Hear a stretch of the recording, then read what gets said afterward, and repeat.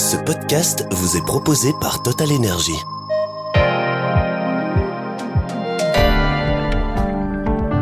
Bienvenue dans la masterclass de Trends Tendance. Je suis Pierre-Henri Thomas et j'ai le plaisir d'accueillir aujourd'hui Sandrine Zerbib. Bonjour Sandrine Zerbib et merci de vous accueillir chez vous.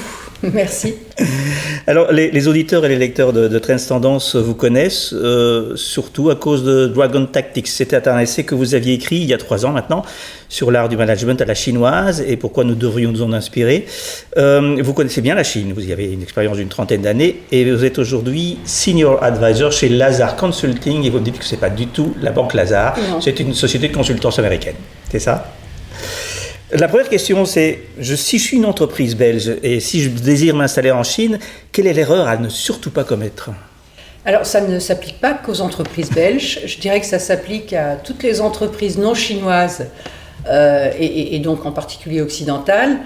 L'erreur à ne pas commettre, c'est de penser qu'on peut aujourd'hui aller en Chine, soit au travers d'une filiale ou d'une autre méthode, et de faire exactement ce qu'on fait dans son pays d'origine ou dans les pays limitrophes, sans adapter, sans localiser fondamentalement son approche. Localiser, mais ça veut dire quoi ? Localiser la production ? Avoir des... Alors, ça veut dire, effectivement, déjà, de s'inscrire dans le tissu local. Ça, c'est très important. Et je dirais, en fait, si on y réfléchit bien, aujourd'hui, quand vous allez, j'en sais rien, moi, faire vos courses dans un supermarché, vous ne repérez pas la nationalité des marques. Enfin, peut-être que vous le faites, mais la plupart des gens ne le font pas. Parce qu'elles sont intégrées au tissu local. C'est un petit peu la même chose. Il faut s'intégrer au tissu local. Ça veut dire qu'une très grosse partie, pour ne pas dire 95-18% des employés va être évidemment fait d'employés locaux. Ça veut dire que vous allez très certainement faire de la production locale, de la recherche et développement local. Ça, c'est un aspect extrêmement important. Ça veut dire aussi, par exemple, si vous êtes dans une entreprise de produits de consommation, que vous allez faire des produits ad hoc pour le marché chinois. En tout cas, une partie de votre gamme va être développée, va faire l'objet d'un design et d'un développement ad hoc pour le marché chinois parce que les goûts vont être différents, parce que la supply chain va être beaucoup plus rapide et les attentes des consommateurs vont être d'avoir beaucoup plus de rapidité en fait dans l'offre produit. Ça veut dire aussi que votre politique de communication va être complètement intégrée à la politique chinoise de communication, enfin politique, pas au sens politique bien sûr, à la façon dont la Chine fait sa communication marketing. Donc, en fait, ça veut dire qu'il faut devenir une entreprise chinoise tout en gardant évidemment son ADN d'origine. C'est ça. Mais vu le contexte géopolitique, on peut dire un peu compliqué, aujourd'hui, est-ce qu'une entreprise européenne peut encore s'installer et se développer en Chine ? Oui, c'est possible. Alors c'est possible au sens où c'est même souhaitable en fait pour beaucoup d'entre elles, au sens où ça reste un marché qui certes n'a plus le dynamisme économique qu'on lui a connu il y a quelques années, mais qui reste un très très grand marché avec de très belles poches d'opportunités et une classe moyenne qui, même si elle souffre par rapport à il y a quelques années, est une classe moyenne en expansion. Donc c'est un marché qui est très précieux, qui est très important. Mais c'est vrai que c'est un marché qui est devenu beaucoup plus compliqué qu'avant, pas seulement pour des raisons géopolitiques. Alors ça joue, certainement. Il y a une méfiance, et en particulier pour l'export, ça complique quand même pas mal les choses. C'est un petit peu différent quand on s'implante, mais ça n'est qu'une petite partie du problème. En fait, il y a aussi des aspects, je dirais, politiques au sens général, et qui affectent autant les entreprises privées chinoises que les entreprises occidentales, par exemple, avec une réglementation qui est plus stricte sur un certain nombre de sujets, et qui peut être difficile à gérer, mais aussi, et beaucoup pour moi, c'est le fait que la concurrence locale soit devenue d'une telle qualité qu'elle est difficile à battre, et surtout qu'elle est difficile à battre sur son terrain, parce que c'est non seulement des gens qui sont devenus très bons dans ce qu'ils font, mais ils ont l'avantage de comprendre leur environnement et leur marché bien mieux que nous, même quand on y a passé beaucoup d'années. Et par ailleurs, ils ont développé dans certains domaines, alors tout ce qui va être technologie, bien entendu, technologie appliquée en particulier, et puis tout ce qui va être supply chain, ils ont développé des savoir-faire pour lesquels ils nous dépassent de beaucoup en fait. C'est ça. Est-ce qu'il faut un partenaire pour s'installer ? C'est ma conviction. Enfin, c'est pas juste une conviction qui vient comme ça. C'est pas de la foi, si vous voulez. C'est vraiment une conviction fondée sur des observations de terrain. Je pense que pour une petite ou une moyenne entreprise occidentale qui ne serait pas encore en Chine, mais même celles qui sont déjà en Chine, en fait, se posent des questions. C'est très difficile de travailler sans partenaire. D'ailleurs, aujourd'hui, une partie importante de mes activités consiste à trouver des partenaires pour des entreprises qui sont là-bas, mais qui ne s'en sortent pas. Donc, vous voyez, c'est vraiment un courant de fond.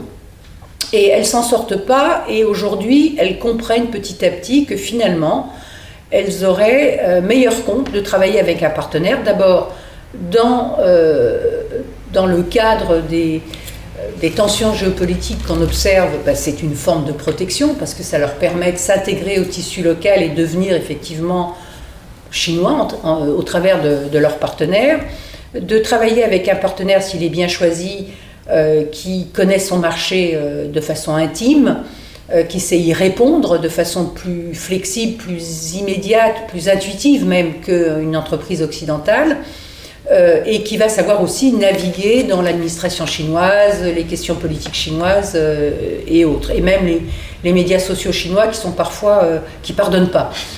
Donc je pense qu'aujourd'hui, le courant de fond, c'est effectivement d'aller vers des partenaires, surtout qu'il y a de plus en plus de partenaires de bonne qualité.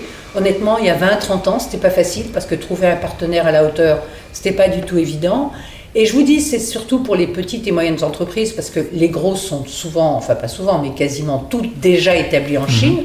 Mais même parmi les grosses, on a vu, alors le pionnier en la matière, ça a été Yum, mais maintenant il y en a d'autres qui suivent. On a vu des grandes entreprises décider que finalement, elles allaient faire un spin-off. Je suis navrée d'émailler mon discours de mots anglais, mais là pour le coup, je ne sais pas exactement comment on dit en français. De leurs activités Chine et travailler avec un consortium financier pour avoir leur activité Chine vraiment séparée et gérée de façon totalement différente, avec même une logique financière différente. Donc ça, même les grands y pensent sérieusement. Je vous ai cité Yum, mais Yum c'est déjà une relativement vieille histoire, mais aujourd'hui c'est pas encore conclu, mais c'est connu publiquement que ces discussions sont très avancées pour un modèle très similaire, par exemple pour Starbucks. Donc voilà, il y a un certain nombre de choses qui montrent qu'aujourd'hui la tendance de fond, effectivement, c'est d'aller vers des partenariats. Mais j'en profite pour dire, finalement, bien sûr, c'est dû à la Chine et à ses spécificités, et aux spécificités de la Chine aujourd'hui, mais c'est aussi dû à l'Asie. Parce qu'en fait, si vous regardez le Japon, au Japon, il y a énormément d'entreprises qui travaillent avec des partenaires, beaucoup plus que d'entreprises qui travaillent en filiale. Donc autant on a au début, enfin pas tout, non, en fait au début on avait des partenaires en Chine. Et puis quand la Chine a commencé à avoir une croissance plus marquée, il y a eu beaucoup de filiales qui se sont établies. Mais aujourd'hui on revient finalement à un modèle qui est assez éprouvé dans une partie de l'Asie, en particulier l'Asie du Nord avec le Japon et la Corée. C'est ça. Vous parlez de poches d'opportunités quand même sur le marché chinois. Quelles sont-elles ? Alors, tout ce qui va être porteur d'innovation, que ce soit dans le service ou dans l'industrie, et puis dans les industries de consommation ou dans les biens de consommation qui sont plus ma spécialité, tout ce qui va, par exemple, je prends un exemple qui est très fort en ce moment, se rapporter au bien-être, au sport, à l'outdoor. On a encore de très fortes croissances parce qu'on voit vraiment aussi un changement de valeur, si vous voulez, chez les consommateurs, qui fut un temps était à tout craint dans le consumérisme, et ils achetaient pratiquement tout et n'importe quoi parce qu'il y avait un appétit d'acheter, en fait.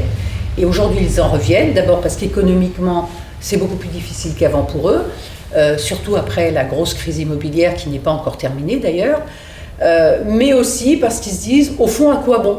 Autant leurs parents, ils voulaient, je dirais que leurs parents, ils ont voulu prendre une revanche sur la vie en disant mes enfants auront une vie meilleure que nous, et ça s'est vérifié même pas en une génération. Ça veut dire qu'en une demi-génération, on avait déjà sa vie qui changeait du tout au tout. Mais pour les gens beaucoup plus jeunes, ils voient qu'au contraire, ça devient plus difficile et que demain ne sera pas forcément meilleur qu'aujourd'hui et qu'acheter un appartement dans une grande ville, ça sera peut-être jamais possible. Acheter la voiture dont on rêve, ça sera peut-être jamais possible. Et donc, en fait, ça les amène à aller vers tout ce qui est nouvelles valeurs, sur, encore une fois, le bien-être, la réflexion sur soi, le sport. Et ça profite à un certain nombre de segments, comme on le voit avec certaines entreprises. C'est ça. Vous parliez de l'état de santé de l'économie chinoise. Elle est comment maintenant ? Alors, il y a des domaines qui sont très dynamiques, mais c'est un petit peu ce qu'on voit de l'extérieur, c'est-à-dire tout ce qui va relever de la technologie, les panneaux solaires, enfin, et encore, en interne, les panneaux solaires, c'est aussi une concurrence épouvantable entre eux. Hein. Oui, ils sont en perte. Voilà, exactement. Pour ça, mais c'est vrai que c'est des gens qui sont capables de s'exporter, de faire de très grosses croissances. Même chose pour les véhicules électriques. C'est très très dur, mais ça finit quand même par fonctionner. Et puis vous avez encore une fois dans le domaine de la consommation tout ce qui va relever du bien-être, de l'expérience, même dans le domaine de l'hôtellerie, ce qui va être encore une fois dans le domaine de l'expérience, du moment passé avec soi-même ou avec sa famille. Tout ça, ça va plutôt fonctionner et il y a encore des entreprises qui font des croissances tout à fait respectables, même des grosses. Alors, comment finalement négocier avec les Chinois, avec les dirigeants, enfin l'administration et les entreprises, qui a des codes vraiment à connaître? Alors, l'administration, si on parle parce que ça dépend de quelle administration on parle. Si on parle du gouvernement, parce que finalement ça revient au gouvernement, parce qu'on est dans un secteur sensible tel que, je ne sais pas moi, le nucléaire, on va dire. Là, c'est compliqué, c'est tout à fait autre chose. C'est pas ma partie en plus, donc je ne vais pas trop vous en parler. Mais ça revient finalement aux discussions qu'on peut avoir de pays à pays, on va dire.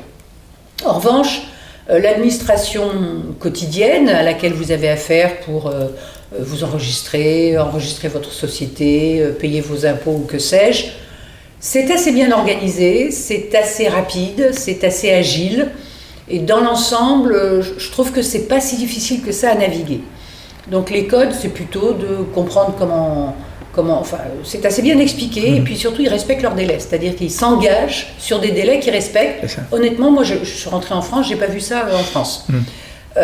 Mais ensuite il y a la négociation avec son partenaire potentiel. C'est peut-être celle qui est la plus importante, parce que c'est comme un mariage. Mais là, pour le coup, c'est pas un mariage dont on divorce. Remarquez, les divorces non plus, c'est pas facile. Mais c'est des divorces qui peuvent être très coûteux, on va surtout dire. Certains divorcent d'ailleurs dans la vie aussi, mais là, c'est différent. Donc, il faut bien choisir son partenaire, mais il faut aussi, et je pense que c'est un peu l'erreur qu'ont fait certains, c'est de penser qu'on va y aller 1 semaine, 2 semaines, 3 semaines, avec une armée d'avocats, et qu'on va signer très rapidement. C'est pas comme ça que ça se passe. Ça, c'est certain que c'est pas comme ça que ça se passe. Il faut construire la relation. En fait, la société chinoise, comme la plupart des sociétés asiatiques, est une société où la confiance est faible, parce que la confiance, elle est généralement réservée à la famille ou au clan. Donc, la confiance envers des gens qu'on ne connaît pas, qui ne sont ni de la famille ni du clan, elle est plutôt faible, donc il faut la construire en fait. On démarre avec une sorte de compte en banque de confiance à zéro, et ça se construit, c'est au bout d'un certain temps qu'on a construit cette confiance et qu'on peut envisager de signer un contrat. Donc ça, c'est vraiment, je dirais que c'est une donnée de base qui est difficile à assimiler pour un occidental, parce qu'on ne fonctionne pas comme ça. On ne fonctionne pas comme ça, et on ne fonctionne pas comme ça aussi parce que le contrat a aussi une valeur différente.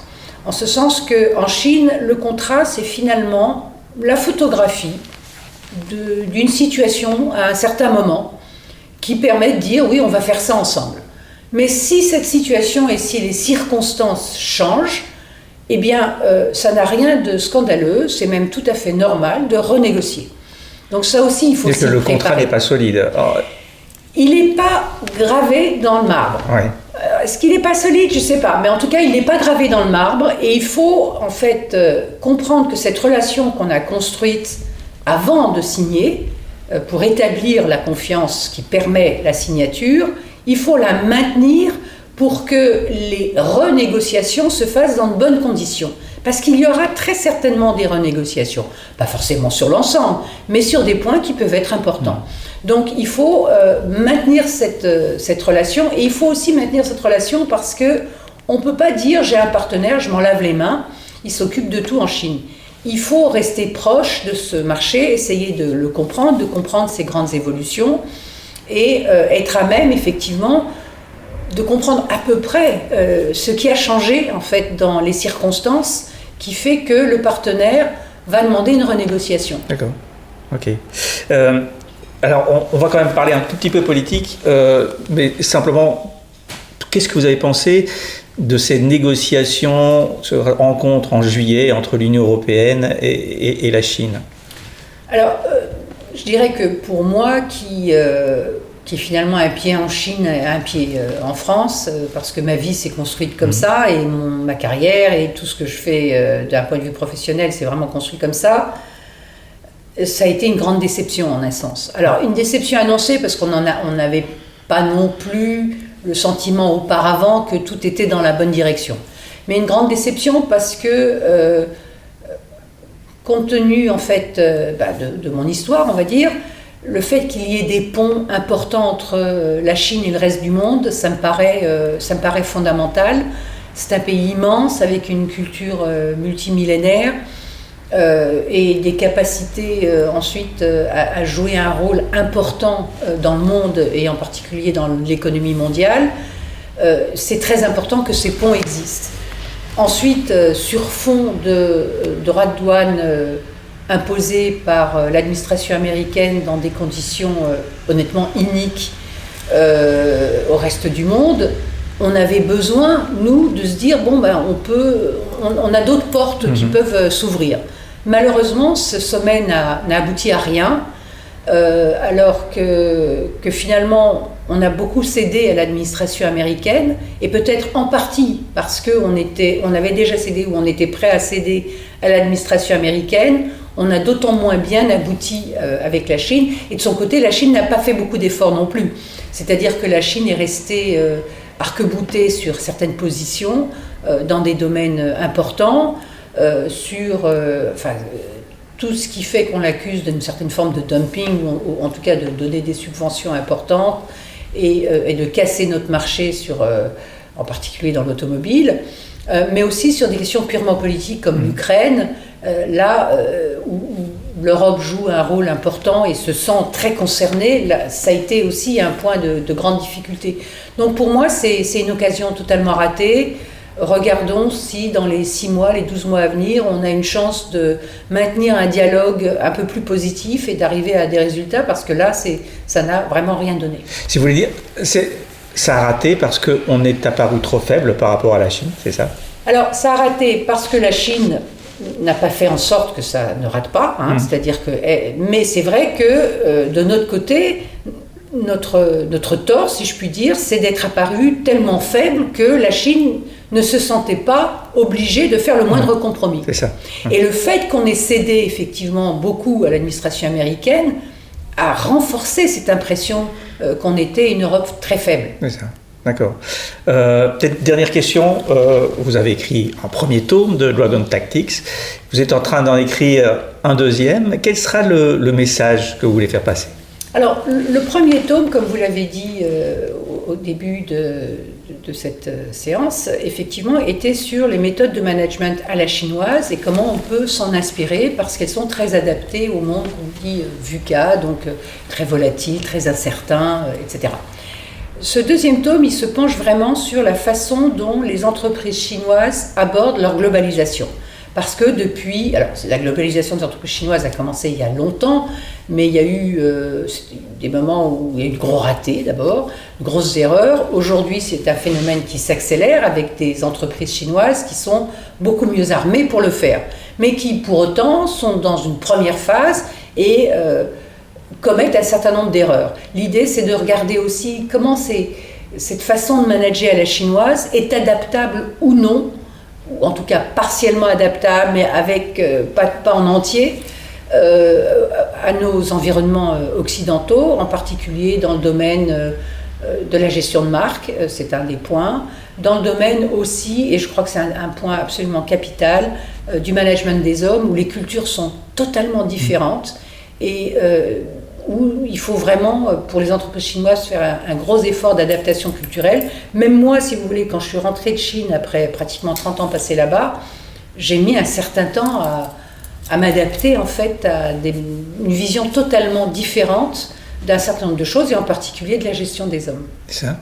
Quoi, par exemple, vous êtes rentré en France, vous avez été surpris des comportements Si vous voulez, en Chine, l'idée d'avoir un leader très fort, qui a une vision, qui entraîne en fait ses équipes vers sa vision, mais qui les entraîne de façon extrêmement verticale, avec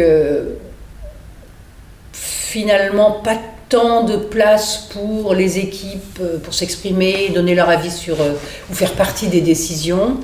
Ça finit par vous influencer. Et quand vous rentrez en Occident, c'est totalement différent. Les attentes des employés sont totalement différentes dans ce domaine. Alors déjà, la verticalité n'est pas bien acceptée.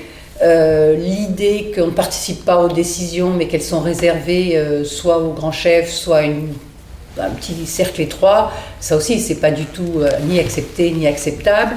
Les notions de, je ne sais pas comment on dit en français, mais de work-life balance sont pas du tout les mêmes en Chine et en Occident, et en particulier en France.